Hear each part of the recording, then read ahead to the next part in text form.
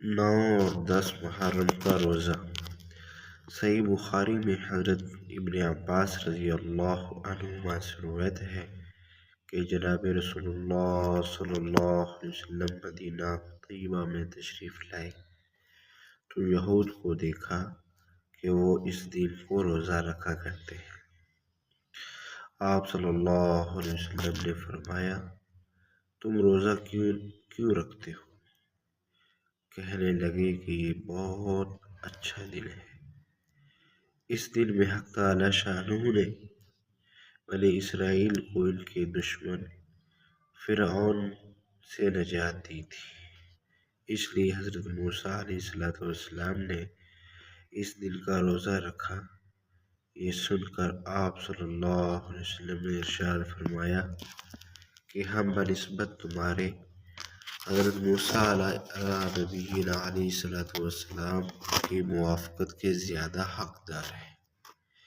پھر آپ صلی اللہ علیہ وسلم نے خود بھی روزہ رکھا اور صحابہ رضی اللہ عنہم کو بھی اس دن کے روزہ رکھنے کا حکم دیا۔ صحیح مسلم میں حضرت ابو ہریرہ رضی اللہ تعالیٰ عنہ سے روایت ہے کہ رمضان کے بعد افضل روزہ محرم کا ہے اور فرض نماز کے بعد افضل نماز تہجد کی نماز ہے۔ حضور صلی اللہ علیہ وسلم کی حیات طیبہ میں جب بھی عاشوراء کا دن آتا آپ صلی اللہ علیہ وسلم روزہ رکھتے، لیکن وفات سے پہلے جو عاشوراء کا دن آیا تو آپ صلی اللہ علیہ وسلم نے عاشوراء کا روزہ رکھا اور ساتھ ہی یہ بھی ارشاد فرمایا کہ 10 محرم کو ہم بھی روزہ رکھتے ہیں اور یہودی بھی روزہ رکھتے ہیں۔ اللہ اکبر۔ جس کی وجہ سے ان کے ساتھ ہلکی سی مشابہت ہو جاتی ہے، اس لیے اگر میں آئندہ سال زندہ رہا تو صرف عاشوراء کا روزہ نہیں رکھوں گا بلکہ اس کے ساتھ ایک روزہ اور ملاؤں گا، 9 محرم یا 11 محرم کا روزہ بھی رکھوں گا تاکہ یہودیوں کے ساتھ مشابہت ختم ہو جائے۔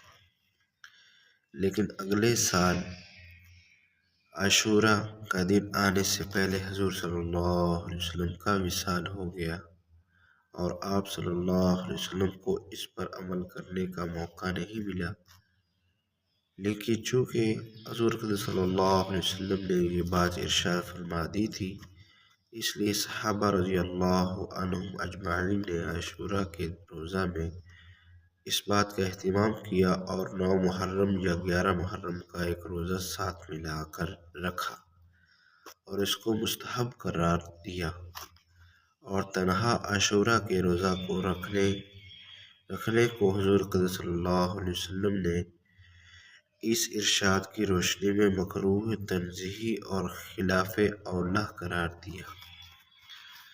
نبی کریم صلی اللہ علیہ وسلم کہ اس ارشاد میں ہمیں ایک سبق اور ملتا ہے، وہ یہ کہ غیر مسلموں کے ساتھ ادنیٰ مشابہت بھی حضور صلی اللہ علیہ وسلم نے پسند نہیں فرمائی، حالانکہ وہ مشابہت کسی برے اور ناجائز کام میں نہیں تھی بلکہ ایک عبادت میں مشابہت تھی کہ اس دن جو عبادت وہ کر رہے ہیں اسی دن ہم بھی وہی عبادت کر رہے ہیں، لیکن آپ نے اس کو بھی پسند نہیں فرمایا۔ کیوں؟ سوال اٹھتا ہے کہ کیوں پسند نہیں فرمایا؟ اس لیے کہ اللہ تعالیٰ نے مسلمانوں کو جو دین عطا فرمایا ہے وہ سارے ادیان سے ممتاز ہے۔ جب عبادت، بندگی اور نیکی کے کام میں بھی نبی کریم صلی اللہ علیہ وسلم نے مشابہت کو پسند نہیں فرمائی اور دوسرے کاموں میں اگر مسلمان ان کی مشابہت اختیار کریں تو یہ کتنی بری بات ہوگی۔ اگر یہ مشابہت جان بوجھ کر اس مقصد سے اختیار کی جائے کہ میں ان جیسا نظر آؤں تو یہ گناہ کبیرہ ہے۔ تو نفلی روزہ جو ہے محرم الحرام میں روزہ رکھنے کی بہت فضیلت ہے۔ پہلی تاریخ سے 10 تاریخ تک روزہ رکھے یا پہلی تاریخ کا اور 9ویں 10ویں کا روزہ رکھنا افضل ہے۔ محرم کی پہلی شب سے شب عاشورہ تک روزانہ بعد نماز عشاء 100 مرتبہ کلمہ توحید پڑھنا واسطے بخشش گناہ بہت افضل ہے، یعنی کہ گناہوں کو بخشوانے کے لیے یہ کلمہ جو ہے بہت افضل ہے۔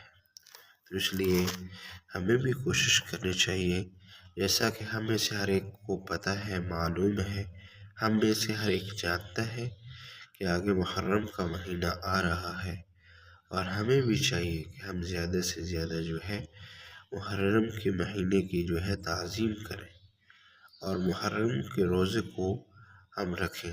جیسے اللہ کے نبی نے 10 محرم کا روزہ نہیں چھوڑا، اسی طرح ہمیں بھی چاہیے کہ ہم بھی 9 10 کا محرم کا روزہ رکھیں، یا 10 اور 11 محرم کا روزہ رکھیں۔